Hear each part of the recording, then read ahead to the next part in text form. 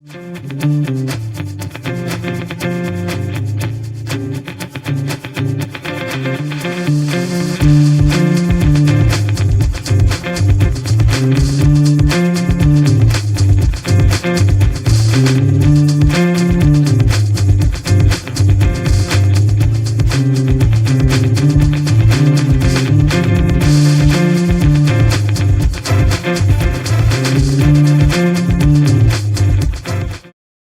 Guys, welcome to the first episode of our podcast series with CS Saksham Agarwal. Guys, आज हमारे साथ जुड़े हैं शुभम अग्रवाल। ये हमारे साथ कनेक्टेड हैं लंदन से। ये अपने सारे फाइनेंस फील्ड के एक्सपीरियंसेस, इन्होंने कैसे क्रिप्टो में अपना एक्सपीरियंस गेन किया, कैसे क्रिप्टो में इन्वेस्ट करते हैं और फाइनेंस से रिलेटेड जो भी इनका एज ऑफ नाउ एक्सपीरियंस है वो हमारे साथ शेयर करेंगे। So Shubham, first of all a very warm welcome to you. We are very thankful कि आपने हमारे लिए टाइम निकाला। और काफी, टू बी ऑनेस्ट, हमें काफी सारे इनके साथ अपॉइंटमेंट शेड्यूल करने पड़े, तब जाके हमें ये टाइम मिला इनका। So Shubham, thank you so much. अब शुभम, मेरा फर्स्ट क्वेश्चन है, I have 4 major questions in my mind जो मेरे को अपने व्यूअर्स से मिले हैं। उसके साथ हमारे पास कुछ मिनी क्वेश्चंस भी हैं आपके लिए आज के पॉडकास्ट में। सबसे पहले हमारे व्यूअर्स ये जानना चाहेंगे, like what's your current experience in the finance field, like how your experience can help our viewers to gain the expertise or they can move ahead in the finance field, because जो हमारे पास viewers हैं कुछ ऐसे हैं जो काफी experienced professionals हैं। We have CA, CFAs and we have some MBA finance as well who have around 5 to 10 years of experience in this industry. So Shubham, आपका experience, आपकी जो expertise है, जो आपकी knowledge है finance field में, वो कैसे हमारे viewers को help कर सकती है, ये आप बताइए। It's a very nice question to start off with. So I can start by talking कि who I am, मेरी जर्नी है क्या और कैसे शुरुआत हुई। तो I started my career as an engineer, जो बहुत सारे लोग करते ही हैं, but I spent my majority of life as a strategy consultant. उसके बाद currently I am doing my MBA at the Cambridge University. The thing was, while I was doing my strategy consulting, जब खुद के startups वगैरह पे भी काम कर रहा था, तो finance एक ऐसी फील्ड थी जो हमेशा ही excite करती है। जब मैं MBA कर रहा था, उससे पहले भी मैंने अपना CFA देना शुरू करा just to understand more about this. But I believe जो एक concrete चीज है जहाँ पे आपकी audience specifically can benefit from the experience is the global nature of finance. क्या होता है कि when you start talking about few things, तो एक थ्योरी बन जाती है आपके दिमाग में। बट जब आप ग्लोबल कम्युनिटी में, जैसे कैम्ब्रिज में वी हैव इंडिविजुअल्स, बहुत छोटा ग्रुप है MBA का जिसमें ऑलरेडी 50 देशों से लोग हैं। So think about diversity of concepts they bring to this picture. तो एक एक्सपीरियंस फाइनेंस का जो थ्योरी से थोड़ा अलग है, may be based more on discussions कि लोग जियोपॉलिटिकली, पर्सनली, एथिकली, रिलीजियसली सोचते क्या है इस चीज को लेकर।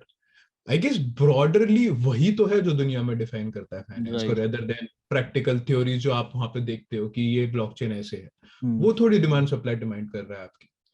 इट्स अल्टीमेट बिलीव जो लोग सोचते हैं वही तो इसका फ्यूचर हो सकता है। So I believe that is something which this audience can actually get some help from. आपका ये पॉइंट मुझे काफी अच्छा लगा, बिकॉज इवन मी, जब भी मैं finance as a whole, stock market, economy और जीडीपी एनालिसिस करता हूँ, सो मेरा जो थिंकिंग प्रोसेस होता है is mostly restricted to India. जब भी मैं, जैसे मैंने रिसेंटली, अभी हम लोगों ने काफी डीप बजट एनालिसिस की थी, so it was restricted to India. हम लोगों ने कि इंडिया में कैसे चेंजेस आ रहे हैं, इंडिया में फाइनेंस फिनटेक कैसे अडॉप्ट हो रहा है, गवर्नमेंट क्या क्या मेजर्स ले रही है, और हमारा बिल्कुल इंडिया स्पेसिफिक चलता है। बिकॉज जो चीज इंडिया के लिए काम कर रही है, जरूरत है ना सारी ग्लोबल इकोनॉमीज के लिए काम करे। सो ये पॉइंट अच्छा है कि हम लोग अपनी ऑडियंस को ये मोटिवेट कर सकते हैं, इवन माई सेल्फ, कि कैसे हम लोग अब थोड़ा सा इंडिया को मतलब एक ग्लोबल प्लेटफॉर्म पे कंपेयर करके समझें कि और चीजें कहाँ पे क्या क्या कर रही हैं। जैसे कि हम यूएस की बात करें, जितना मेरे पास स्टैट है, इंडिया अभी यूएस का ट्रेडिंग मार्केट से बहुत पीछे है। जो यूएस में वॉल्यूम आता है इन टर्म्स ऑफ ट्रांजेक्शन और इन टर्म्स ऑफ वैल्यू, वो इंडिया से कंपेयर करें तो बहुत इंडिया पीछे है उसमें। तो जब हमें आपका एक्सपीरियंस और आप जैसे इंडस्ट्री एक्सपीरियंस का, इंडस्ट्री लीडर्स का एक्सपीरियंस मिलेगा ग्लोबली, तो आई गेस हमारी ऑडियंस भी मतलब ब्रॉड वे में थिंक कर पाएगी एंड अकॉर्डिंगली अपने स्टेप्स ले पाएगी। बिकॉज इन्वेस्टिंग सिर्फ इंडिया में नहीं, आप इतने सारे प्लेटफॉर्म्स हैं, you can globally invest while staying in India. So right, so global finance is a must, right. So guys, हमारा सबसे पहला क्वेश्चन हमारी ऑडियंस की तरफ से ये आया है शुभम, कि ये क्रिप्टो बेसिकली है क्या, राइट? हमारे पास इतने सारी, मतलब हर कंट्री की अपनी करेंसी है, हमारे पास इन्वेस्टमेंट की इतने सारे एसेट क्लास हैं। We have gold, we have equity, we have debt, bonds, मतलब बहुत सारे हमारे पास ऑप्शन है। तो crypto as an asset class कितना मतलब वैल्यूएबल है, हमें इन्वेस्ट करना चाहिए भी नहीं करना चाहिए? और अगर हम ब्रॉड क्वेश्चन की बात करें तो पहले आप हमारे ऑडियंस को यही क्लियर कीजिए कि एग्जैक्टली क्रिप्टो है क्या, ये कुछ असेट है भी, इसकी कुछ रियल वैल्यू एग्जिस्ट करती है? बिकॉज लाइक जब मैं गोल्ड में इन्वेस्ट करता हूँ तो मैं सेफ रहता हूँ कि I know that I am investing in a metal, right, और उसकी कुछ वैल्यू एग्जिस्ट करती है। And why I am investing in the equities, I know that I am investing in a particular company who has a business and it's running from long time, right. तो मैं TCS में invest कर रहा हूँ, मुझे पता है company exist करती है और मैं उसमें इन्वेस्ट करके एक हिस्सा खरीद रहा हूँ, राइट। और वो अगर टीसीएस साल के 40,000 करोड़ कमाती है तो उसमें मेरा भी हिस्सा है, and it's a real business, ठीक है। तो ये एज एन असेट क्लास तो मुझे समझ में आता है। बट जब मैं बात करूं क्रिप्टो का, तो मुझे इतना क्लियर नहीं होता कि क्या मुझे इन्वेस्ट करना चाहिए। जब मुझे नहीं क्लियर हो रहा तो हमारी ऑडियंस है जो अभी रिसेंटली जिन्होंने स्टार्ट किया है, तो उनको कितना ही क्लियर हो पाता होगा। So the question is, crypto exactly है क्या? बहुत ही ब्रॉड क्वेश्चन है। I will try to summarise and put it in simple words, जैसे आपने बोला। सो उसके लिए let's go back to some time. आपको याद होगा 2008 की फाइनेंशियल क्राइसिस। राइट। दुनिया भर में लोगों ने इतना पैसा गवाया उस टाइम पे। वो भी गलती किसकी? जो सेंट्रल पे पार्टीज थी आपकी, जो बैंक्स थी, उन लोगों ने खराब लोन्स दिए, उसके चक्कर में पूरा सिस्टम कोलैप्स हो गया। क्या होता है कि जो एक सेंट्रल पार्टी, एक सेंट्रल बैंक जो बनी होती है, वो एक ट्रस्ट पे बनी होती है कि जब एक पार्टी ट्रांजैक्ट करेगी, दूसरी पार्टी ट्रांजैक्ट करेगी, तो बीच में इंटरमीडिएटरी प्ले करेगा। राइट। 2008 के बाद वो ट्रस्ट जो है एक तरीके से खत्म हो गया। कुछ लोगों ने आउटरेज में आकर कि यार मेरा पैसा था, मेरा सब कुछ था, पूरी इकोनॉमी कोलैप्स कर दी इन लोगों ने, because the system were corrupt, human bias was there, everyone wants to make money for themselves. उसके चक्कर में उन्होंने इकोनॉमी कोलैप्स कर दी। तो व्हाट दे थॉट अबाउट कि अगर हम intermediary party as a tech ला सकें तो, क्योंकि अगर आप सोचो कि एक टेक जो सारे ट्रांजैक्शंस को कंट्रोल करता है, उसको बायस कर पाना कितना दिक्कत हो। साथ में ऐसा टेक जिसको मैनिपुलेट करना भी आसान ना हो। अगर कोई ट्रांजैक्शन कैसे भी कहीं भी डाल देगा तो उसकी कोई व्यवहार ही नहीं रहेगी टेक की। तो उन दोनों चीजों के कॉन्सेप्ट को मिलाकर बनता है आपका क्रिप्टो करेंसी, जिसमें जो टेक वाला पार्ट है, जिसको कभी भी कोई भी इंसान टेम्पर ना कर सके, वो आता है ब्लॉकचेन से। साथ में जो उसका यूज एज अ करेंसी हो पाए, जिससे आप लोग आपस में ट्रांजैक्ट कर पाओ without the need of third party, specifically banks. एक डिसेंट्रलाइज वे में आप अगर लोगों से ट्रांजैक्ट कर पाओ, और वो बहुत ही टेक से फोकस्ड है, कंट्रोल्ड है, जिससे कि पता चल जाए कि हाँ ये ट्रांजैक्शन सही में हुआ है। अगर मैं आज आपको कुछ भेजना चाह रहा हूं तो मेरे को बैंक के थ्रू भेजना पड़ता है। अगर आप मेरे को लंदन भेजना चाहेंगे तो आपको पता होगा कि एक तो टाइम बहुत लगता है, फीस बहुत लगती है, क्योंकि बैंक्स की बहुत सारी सेंट्रल पार्टीज इन्वॉल्व है। अगर ऐसा हो कि आप मुझे डायरेक्ट पैसा भेज पाओ और वो वेरीफाई भी हो जाए कि मेरे को पैसा मिल गया है, मेरे से कट जाए और आपके से मेरे में आ जाए, आपके से कट जाए, बिल्कुल। तो उसके लिए बैंक्स थी। अब बैंक्स की जगह यही काम ब्लॉकचेन टेक्नोलॉजी करती है, जहां पे एक सिंगल पार्टी की जगह डिसेंट्रलाइज्ड वे में आपके लेजर्स हैं, उसमें सब जगह एंट्री हो रही है। ये जो माइनर्स हैं ये भी कुछ नहीं कर रहे हैं, ये उन एंट्रीज को वैलिडेट कर रहे हैं और उसके लिए उन्हें गिफ्ट में as a miners, as a bitcoins मिलते हैं। तो इन शॉर्ट ये कुछ नहीं, एक टेक है जो बैंक्स वगैरह को हटाने के पर्सपेक्टिव से बनाया गया था। बट इसका एवोल्यूशन अभी सिर्फ करेंसी नहीं, ब्लॉकचेन का बहुत वाइड रेंज में भी हो रहा है। आपके जैसे थिंकिंग है ना, वैसे ही मेरी भी थिंकिंग है। Personally I don't understand the nature of this as a commodity अभी।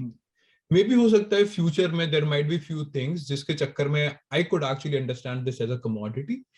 अभी मुझे लगता है कि ये बहुत ही फंकी न्यू टेक है, and there is this thing जो एक हमारी जनरेशन में है, that is fear of missing out, जो फोमो कहते हैं। Right right right. I guess वो एक की ड्राइविंग फैक्टर है स्टेज पे। अभी मेरे को भी समझ नहीं आता, जैसे आपने बोला, आई टोटली एग्री कि आप एक किसी कंपनी में इन्वेस्ट कर रहे हैं, आप उस पर ओनरशिप है आपकी। एक गोल्ड है, गोल्ड पे भी आपकी एक ओनरशिप है। बट लोगों का कहना ये है कि जो जिनसे मैं बात करता हूँ, यहाँ पे दुनिया भर से लोग आए हुए हैं, उनसे बात करता हूँ, कुछ लोगों का कहना ये है कि गोल्ड को वैल्यू दी किसने? गोल्ड क्या है? गोल्ड एक आपका येलो रंग का अच्छा चमकता हुआ चीज है, उसको वैल्यू दी किसने? वैल्यू डिसाइड करी किसने? अगर उन लोगों की सोचे तो वो लोग ये कहते हैं कि कुछ टाइम पे आप इसको भी एज अ वैल्यू रिकॉग्नाइज करने लगेंगे, कि जिस तरीके से बाय टाइम आपको लगा कि गोल्ड एक ऐसी चीज है जो वैल्यूएबल है, वैसे ही ये होगा कि जो आपको दिखता नहीं है वर्चुअली, जो आपके हैश कोड्स होते हैं, जो आपके ट्रांजैक्शन कोड्स होते हैं, जो आपके पास वेल्थ होगी बिटकॉइन में, that would be recognisable as well. Right. But ये बहुत ही ब्रॉड सेंस में है, आप इंटरमीडिएटरी पार्टीज को भुलाना पड़ेगा। अगर ये दुनिया शुरुआत से शुरू होती जहां पे हम पे इंफ्रास्ट्रक्चर नहीं होते, तो मैं मान सकता था कि हाँ, आप पे कोई इतने रेगुलेशंस नहीं है, कोई इतनी पार्टीज नहीं है, ना ही इतने स्टेक होल्डर्स हैं, शुरुआत से कुछ बना रहे हो बना लो। एट दिस स्टेज अभी भी अगर देखें कि गोल्ड हमने कितना पहले अडॉप्ट किया था, एग्जैक्टली। अगर आज हम गोल्ड अडॉप्ट करने जाएं एज अ करेंसी दोबारा, there are hundred of things जो प्रैक्टिकली पॉसिबल ही नहीं। पॉसिबल नहीं होंगी। उसी तरीके से आप डिजिटली सोचेंगे ना, तो इतने रेगुलेशन, इतने रेगुलेटरी बॉडीज, और वो बनाए भी एक पर्पस के लिए गए हैं, ऐसा नहीं है कि उनकी नीड नहीं है। नीड नहीं है। एग्री, करप्ट हो सकते हैं, सिस्टम बनाओ, इंफ्रा बनाओ जिससे वो करप्टनेस कम हो, समझ में आता है, बट उनको एलिमिनेट करना, वो I am like pretty much with your thoughts as well, that it's not practically possible as well as not feasible that you do this in a way that you actually eliminate these multiple stakeholders.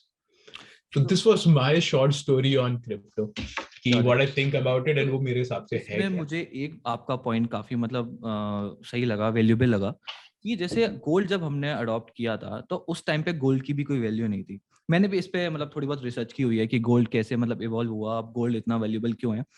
तो उसमें at that time जब हम बात करें आज से 300-400 साल पहले, उस टाइम पे करेंसी ऑब्वियसली पेपर करेंसी थी नहीं, राइट। तो कुछ ट्रांजैक्शन, क्योंकि बार्टर सिस्टम चलता था और बार्टर सिस्टम सक्सेसफुल नहीं था, लोग सोल्यूशन ढूंढ रहे थे कि कैसे हम लोग बार्टर सिस्टम के बाहर आए। तो लोगों ने कहा क्यों ना कुछ एक मेटल ढूंढते हैं हम लोग, कोई भी मेटल, गोल्ड की बस समय डिसाइड नहीं होता, कोई भी एक मेटल ढूंढते हैं जिसको यूज करके हम लोग ट्रांजेक्शन कर सके, राइट। तो Yes. पहले आयरन की बात हुई। आयरन एक तो क्वांटिटी में ज्यादा था, ठीक है, उसमें रस्ट वगैरह का भी काफी 2-3 इश्यूज है, जिस वजह से आयरन को अडॉप्ट नहीं किया।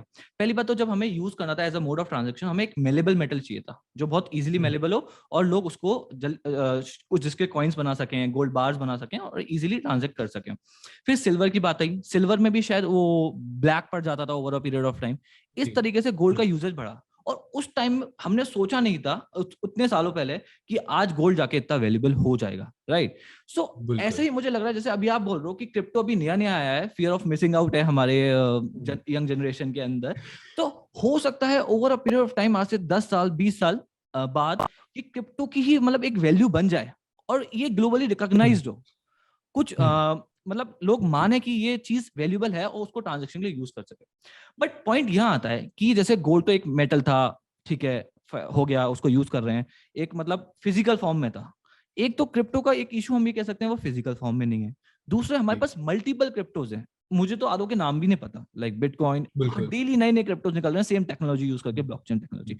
तो फिर बात ये आती है कि आगे जाके किस क्रिप्टो पे हम लोग रिलाय करेंगे। या तो सारी कंट्रीज मिलके एक क्रिप्टो को लीगलाइज कर दें, लाइक बिटकॉइन को लीगलाइज कर दें, या सब लोग रिकॉग्नाइज कर लें ग्लोबली, या फिर हम लोग इतने सारे क्रिप्टोज हैं, कैसे फिर उस पर आगे हम लोग as a mode of transaction और एज एन असेट क्लास हम लोग उसे यूज कर पाएंगे फ्यूचर में।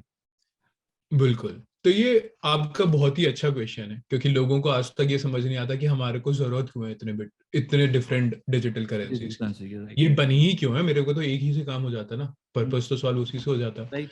तो उसका उसका मेन कारण है, अगर आप देखेंगे जो कमोडिटीज होती हैं आपकी, जो भी होती हैं, उसमें वीट्स के भी डिफरेंट ग्रेड्स बिकते हैं, ठीक है, आपके गोल्ड के भी डिफरेंट ग्रेड्स बिकते हैं। एक सुपीरियर क्वालिटी होती है, एक हायर क्वालिटी होती है, एक लोअर क्वालिटी होती है आपकी। उसी हिसाब से जब बिटकॉइन वगैरह चीजें बनी थी ना, तो वो एक टेक पे बनी थी। वो टेक क्या है, बहुत ज्यादा एनर्जी खाती है, उसको बनाने में बहुत ज्यादा, माइन करने में, ट्रांजेक्शन्स को वैलिडेट करने में बहुत टाइम लगता है। तो जो नए नए कॉइन्स निकल के आ रहे हैं, वो उस टेक को इम्प्रूव करने की कोशिश कर रहे हैं। वो ब्लॉकचेन पे काम कर कर, साथ के साथ जैसे लाइट कॉइन हो गए आपके, वो सारे इन्हीं चीजों पे, डॉज कॉइन हो गया आपका, ये भी उन्हीं चीजों पे काम कर रहा है, सेम टेक्निक्स पे, but just trying to make a process bit faster. अब दिक्कत यहाँ पे आती है कि जो कॉइन सिर्फ रेप्लिकेट कर रहा है, और यहाँ पे थोड़े से बाहर के फोर्सेस जो हैं, जो उस टेक से कोई लेना देना नहीं है, जो इन्फ्लुएंस करके इनकी प्राइसेस को रैंडमली ले जाते हैं, और एक एक ऐसा इन्वेस्टर जिसको पता ही नहीं है क्या हो रहा है, जिस टेक नहीं समझता है, उसके लिए बहुत दिक्कत होगा समझ पाना। जैसे आपने कहा कि एक गोल्ड है, अब मुझे समझ में आता है गोल्ड की वैल्यू क्या है। राइट। इतने टाइम लगा मेरे को इवॉल्व होने में और समझने में कि उसकी वर्थ लगभग किस रेंज में होनी चाहिए। दिक्कत सबसे ज्यादा क्रिप्टो के साथ यही है कि आपको पता ही नहीं है कि उसकी रेंज क्या होनी चाहिए। उसके अलावा आपको ये नहीं पता है कि जो नया टेक आ रहा है वो कितना वर्थ है। उसके चक्कर में जब फियर ऑफ मिसिंग आउट होता है ना, तो you start putting your money in. और यहाँ पे सिर्फ परसेप्शन की बात नहीं है, इट इज जस्ट अबाउट कि एक टेक है, बढ़ता जा रहा है, और फ्यूचर में ये होगा कि आपके पास बहुत सारे होंगे करेंसीज, बट उसमें से जो मोस्टली टेक पे काम नहीं कर पाएंगे, जो उन्होंने प्रॉमिस किया है अभी कि फ्यूचर का वो कर पाएंगे टेक, वो ऑब्सोलीट हो जाएंगे, वो they will leave the game. अभी क्या है कि जब ये टेक नहीं होती है ना, तो हर एक इनोवेटर जो होता है, आपने देखा होगा स्टार्टअप इकोसिस्टम में भी एकदम इन्फ्लक्स हो जाता है चीजों का। अगर कोई एक डिलीवरी सिस्टम शुरू करता है तो 6 नए डिलीवरी ऐप खुल जाते हैं। वही एक चीज है, कुछ भी जो नया लगता है उसको फियर ना हो, इसलिए इतने कॉइन्स आ रहे हैं, क्योंकि सोच रहे हैं हम नए टेक बनाएंगे, इंप्रूव करेंगे प्रोसेस, बट अल्टीमेटली ये होगा कुछ टाइम में these will become obsolete and you would be left with 10 odd currencies और crypto currencies, you can call it. Okay, so ये सारे as you said earlier कि all of them are working on the same technology, that is blockchain technology. So but like you are saying that different coins are promising better technology use. So this is a better Yes. version of the blockchain technology, or this is a different technology from blockchain? तो just to put it in simple words, ये tech same ही है, but efficient way में करना। जैसे बताया था आपको कि यहाँ पे आपके ट्रांजैक्शंस हैं, उसके डिफरेंट लेजर्स हैं। Right. जो बिटकॉइन माइनर्स वगैरह होते हैं, वो उस ट्रांजैक्शंस को अक्रॉस ग्लोब वैलिडेट करने का काम करते हैं, उसके लिए उन्हें पैसे मिलते हैं। Right. अब बात ये आती है कि इन सब चीजों में बहुत ज्यादा एनर्जी यूज होती है। आप अपने मशीन्स वगैरह सिस्टम को लगा रहे हैं, और उसके चक्कर में आप इलेक्ट्रिसिटी बहुत कंज्यूम करते हैं। जो ये टेक दूसरे बनाए गए हैं वो ये है कि आप मशीन पावर कम यूज के सेम काम कर पाओ, आप इलेक्ट्रिसिटी कम यूज करो और वो सेम मोटिव अचीव कर पाओ। क्योंकि आज कल दुनिया का बहुत मेजर कंसर्न एक क्लाइमेट चेंज पर जा रहा है। Right. और ये चीजें जो मशीन पावर इतनी यूज करती हैं, उनका क्लाइमेट पे बहुत गंदा इफेक्ट है, मतलब like literal very bad effect on the entire climate, unless and until वो रिन्यूएबल से आ रही है, और वो दुनिया जानती है कि कितना स्मॉल परसेंटेज हमारा रिन्यूएबल है। तो उस पॉइंट को देखते हुए ये टेक सिर्फ इस पूरे प्रोसेस को एफिशिएंट बनाते हैं अभी के लिए। There could be number of coins जो बहुत अलग चीजों पे भी काम कर रहे हैं, बट ब्रॉड थीम यही है, they make this entire process more efficient. और उसी पे अभी लोग ज्यादा खेल कर रहे हैं, क्योंकि लोगों की थिंकिंग यही है कि प्रोसेस एफिशिएंट हुआ तो मे बी हो सकता है मैं कुछ नया बना लूं और उसको यूज कर लूं आगे के लिए। Got it, got it, got it. Yeah. तो शिवम, आई होप हमारी ऑडियंस को समझ आ रहा होगा कि कैसे ये टेक्नोलॉजी काम कर रही है और कैसे कैसे फर्दर इवॉल्व हो रही है। और जैसा शुभम ने बोला कि एज ऑफ नाउ हमारे पास नंबर ऑफ क्रिप्टो करेंसीज हैं, बट आने वाले टाइम में ये कुछ ही क्रिप्टो करेंसीज रह जाएंगी जिसमें लोग ट्रेड या फिर इन्वेस्ट कर पाएंगे या फिर as a mode of transaction use कर पाएंगे। सो शुभम, हमारे पास एक सबसे बड़ा नेक्स्ट क्वेश्चन ये है कि लोग इतने एक्साइटेड क्यों हैं क्रिप्टो करेंसी को लेके? लाइक मतलब इतनी हाइप क्यों है? इतनी हाइप हमें स्टॉक मार्केट की नहीं दिखी, मतलब थी ऑब्वियसली, स्टॉक मार्केट भी काफी हाइप है, बट क्रिप्टो के में अगर आप इन्वेस्ट कर रहे हो तो you are not cool, right? जैसे मेरे को मैं जैसे मैंने आपको स्टार्टिंग में बताया, I don't understand crypto as an asset class, so I don't invest in it, right? उसमें मैं रिसर्च भी नहीं करता, मेरी बिल्कुल knowledge you can say it's almost zero, ठीक है? बट जब भी मैं बताता हूँ, लोग से डिस्कशन रहता है मेरे कलीग से, तो मैं बताता हूँ कि मैंने सिर्फ इक्विटी में इन्वेस्ट कर रखा है, मेरा पूरा फोकस अभी इस समय इक्विटी पे है। तो उनका क्वेश्चन रहता है, व्हाई नॉट क्रिप्टो? लाइक आप पीछे रह जाओगे, आप क्रिप्टो में इन्वेस्ट नहीं कर रहे हो, आप बहुत बड़ी अपॉर्चुनिटी खो रहे हो। एट द सेम टाइम आप टेक्नोलॉजी को अडॉप्ट नहीं कर रहे हो, आप नए फाइनेंस चेंजेस को अडॉप्ट और एक्सेप्ट नहीं कर रहे हो। तो क्या ये सच है? और लोग इतने एक्साइटेड क्यों हैं इसको लेके? ठीक है, मैं इसके दो पर्सपेक्टिव देता हूँ। एक तो उन लोगों के हिसाब से जो एक नए इन्वेस्टर, छोटे इन्वेस्टर हैं, फिर उसके बाद मैं बात करूंगा फाइनेंशियल इंस्टीट्यूशंस के बारे में, जो बड़े इंस्टीट्यूट्स हैं उनकी क्या राय है और वो क्यों इतने एक्साइटेड है। तो छोटे इन्वेस्टर की बात करते हैं। जैसा आपने कहा, it is fear of missing out, simple words में, ठीक है? आप टेक को समझें, आप ना समझें, आप उस फियर से, आप देखिए कि आप एक कसिनो खोल दीजिए कहीं पे भी, एक इतनी लंबी लाइन लग जाती है लोगों की, क्योंकि they want to try the luck, और ऐसा नहीं है कि वो मिस करना चाहें अगर कुछ पॉसिबिलिटी है गेन की। और ये तो कैसीनो से अच्छे ऑड्स हैं यहाँ पे आपके बढ़ने के, तो लोग क्यों नहीं लगाएंगे? पहला तो फियर ऑफ मिसिंग आउट। दूसरा क्या है कि ये जो वेस्टर्न इकोनॉमीज हैं, यहाँ पे बहुत ज्यादा थॉट और बिलीफ हो गया है to deviate from the central power. आप यहाँ पे देखें, वेस्टर्न कंट्रीज में लोग नहीं चाहते कि एक सेंट्रल पावर हो जो उन लोगों को कंट्रोल करे, उनके ट्रांजैक्शंस को कंट्रोल करे, उनका डिसाइड करे कि उन्हें क्या करना है। आपने देखा होगा वैक्सीनेशन के लिए कितने लैशेस आए थे। हम्म, तो उन लोगों के लिए ये तो एक चीज है जो टेक है, जो उनको एम्पावर करती है उनके थॉट्स को, कि हमें बैंक्स की जरूरत नहीं है, हमें नहीं चाहिए कि कोई हमें रेगुलेट करे। तो दूसरे टाइप के वो लोग हैं जो इस छोटी चीजों से एक्साइटेड है, एक जो बिलीव्स पे बने हैं, एक जो फियर ऑफ मिसिंग आउट पे बने हैं। तो ये हो गए छोटे इन्वेस्टर्स, ये वो लोग क्यों इतने एक्साइटेड हैं इस पॉइंट पे। अब बात करते हैं बड़े इन्वेस्टर्स की। बड़े इन्वेस्टर्स ने ये देखा कि अगर उनका आप पोर्टफोलियो भी देखेंगे ना, तो ऐसा नहीं है वो 30% 20% अपने पोर्टफोलियो का लगा रहे हैं। They spend around 2 to 5% of their portfolio in bitcoin, अगर जो लगा भी रहे हैं। वैसे तो लोग अवॉइड ही करते हैं, और बहुत सारे लीगल रिस्ट्रिक्शंस भी हैं फाइनेंशियल इंस्टीट्यूशंस पे, बट लगा भी रहे हैं तो 2 से 5% लगा रहे हैं। उसका रीजन ये है, उन्हें डाइवर्सिफिकेशन बेनिफिट चाहिए।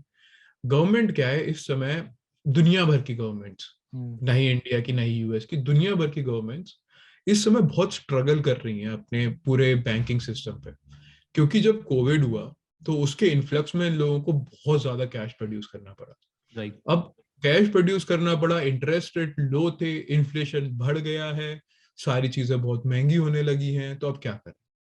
तो उस पूरी पिक्चर को लेकर अगर आप देखें तो ये फाइनेंशियल इंस्टीट्यूट जो है डाइवर्सिफिकेशन एम कर रहे हैं, क्योंकि एक्विटी मार्केट भी अब वॉलेटाइल हो गया है। आप अगर पिछले एक हफ्ते का मार्केट उठा लें तो इतना वॉलेटाइल था मार्केट, क्या बात करेंगे आप। तो उन चीजों को लेकर just as a diversification benefit वो लोग यहाँ पे अपना थोड़ा सा एसेट डाल दे रहे हैं, कि अगर मेरा मार्केट गिरा और होपफुली डिमांड जो है इक्विटी से निकलकर लोग क्रिप्टो में आ गए तो उनके पैसे बढ़ जाएंगे। बट ये बहुत ही ब्रॉड है, और ये इन मैग्नीट्यूड टर्म बहुत स्मॉल है जो फाइनेंशियल इंस्टीट्यूट इन्वेस्ट करते हैं उसका।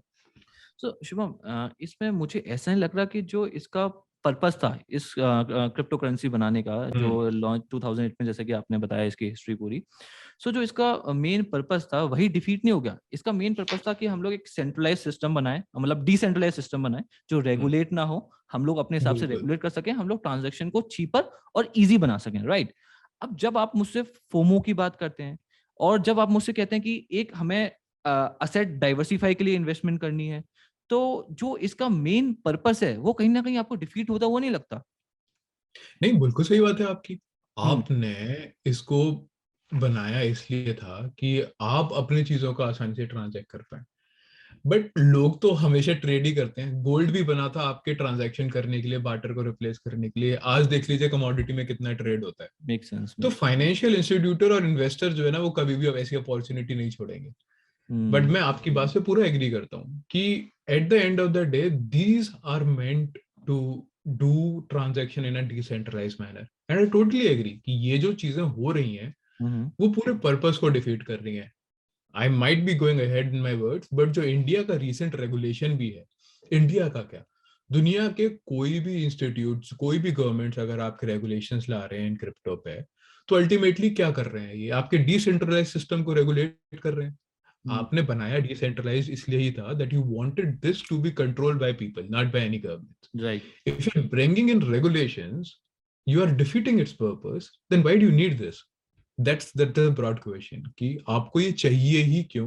आप अगर लाए ही इसको इस पर्पस से थे कि हमारे को गवर्नमेंट कंट्रोल ना करे, अब वो एक्सेप्ट हो रहा है तो गवर्नमेंट कंट्रोल भी कर रही है, कंट्रोल।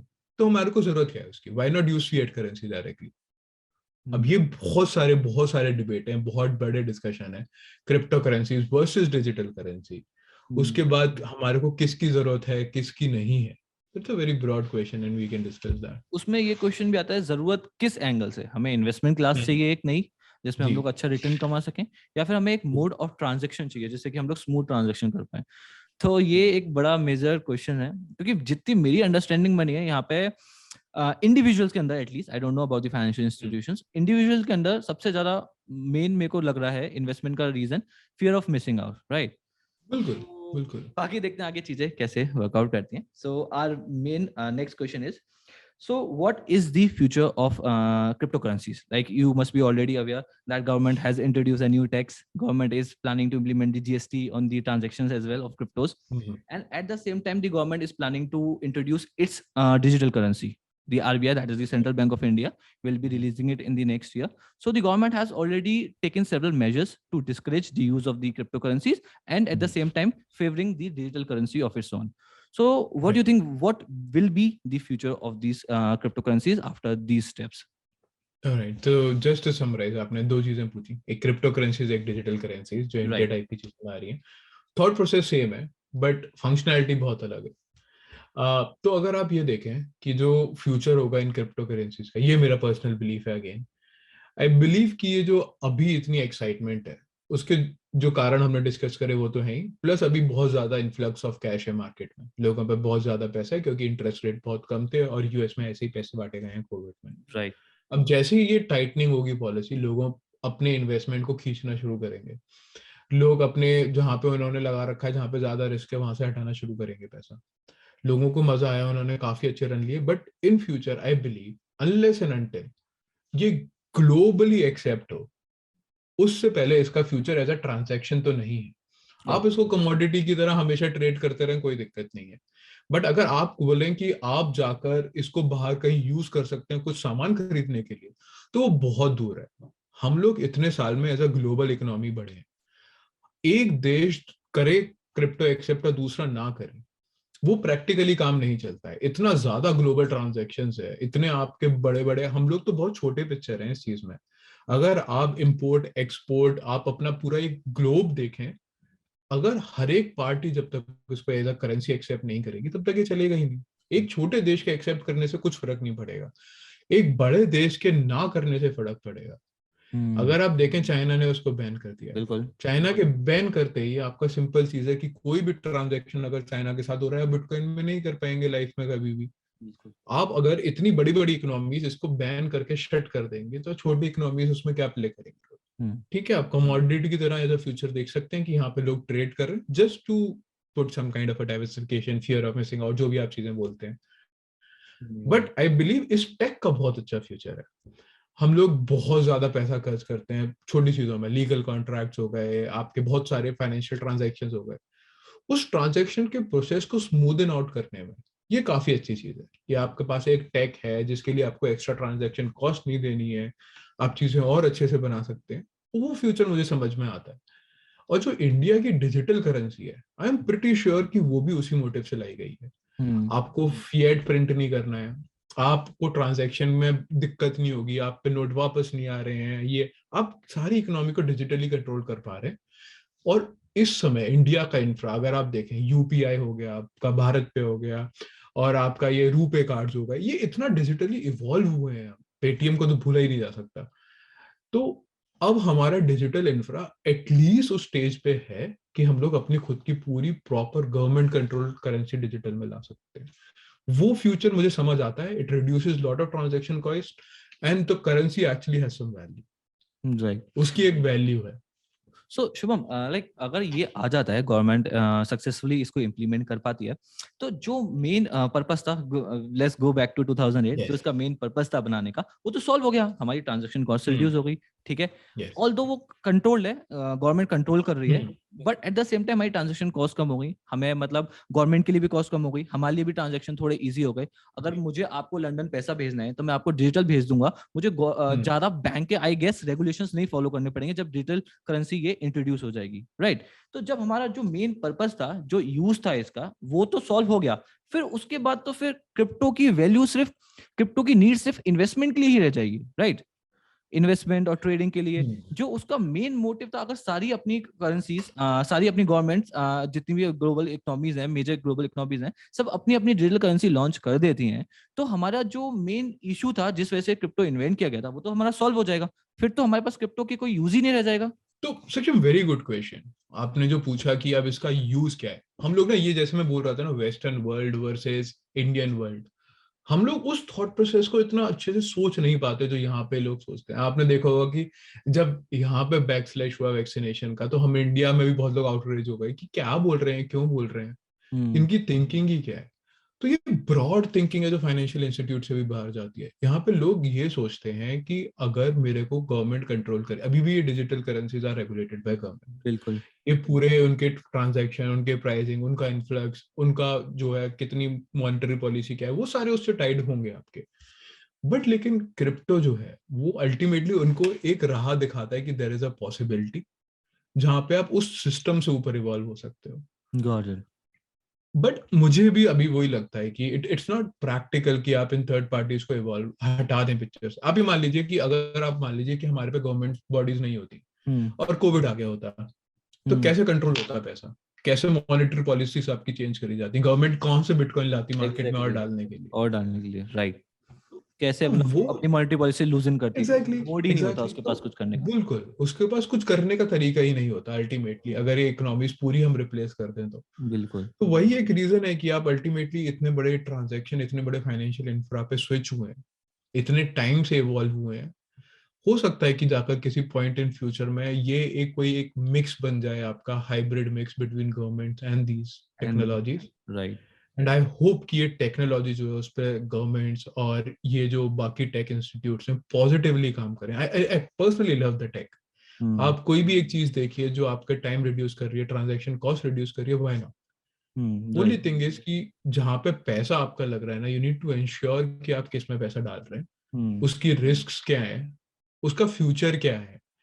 मुझे समझ में आता है कि गवर्नमेंट्स आने वाले टाइम पे स्पेसिफिकली इस टेक को यूज करके बहुत नए इनोवेटिव प्रोडक्ट्स लाएंगी, फाइनेंशियल इंस्टीट्यूट्स बहुत नए इनोवेटिव प्रोडक्ट्स लेके आएंगे जो ऑलरेडी ला भी रहे हैं। But as a currency I am still sceptical about this. So Shubham, conclude मैं इसको करता हूँ थोड़ा सा शॉर्ट में, जो अभी तक आपने बोला है, correct me if I am wrong. तो मुझे ये समझ में आ रहा है कि गवर्नमेंट अपनी डिजिटल करेंसी ला सकती है, राइट? ला सकती है क्या? ला रही है। China I guess already implement कर चुका है, इंडिया प्लान कर रहा है, और भी सारी गवर्नमेंट्स इसमें पार्टिसिपेट करेंगी, and with in 2-3 years they will be launching their own digital currencies, right? But वो कभी क्रिप्टो को हम लोग क्रिप्टो करेंसी की बात करें तो उसको रिप्लेस नहीं कर पाएंगी, बिकॉज जितना मुझे समझ में आता है, अगर मैं क्रिप्टो में इन्वेस्ट कर रहा हूँ या क्रिप्टो में खरीद रहा हूँ किसी और से, तो मेरा मेन मोटिव क्या है क्रिप्टो खरीदने का? मेरा मेन मोटिव ये है कि मैं उसकी वैल्यू बढ़े, एज एन इन्वेस्टमेंट क्लास की तरह मैं उसको ट्रीट कर रहा हूँ, राइट? बट जब डिजिटल करेंसी आ जाती है, अब उसकी वैल्यू, जैसे अभी $1 के टर्म्स में बात करें तो रुपये अप्रोक्सीमेटली 75 रुपीज के आसपास है। जब डिजिटल करेंसी आ भी जाएगी, तब भी $1 यूएस डॉलर के टर्म्स में 75 ही होगा, राइट? और जिस तरीके से हमारा फिजिकल करेंसी बढ़ेगा, उसी तरीके से हमारा डिजिटल करेंसी बढ़ेगा। एज ऑफ नाउ हमारी यही अंडरस्टैंडिंग है ना? तो वो क्रिप्टो को कभी उस तरीके से रिप्लेस कर ही नहीं पाएगी जो उसका अभी यूज हो रहा है, उस तरीके से आई गेस कभी रिप्लेस कर ही नहीं पाएगी, राइट? आपका क्या कहना है इसके बारे में?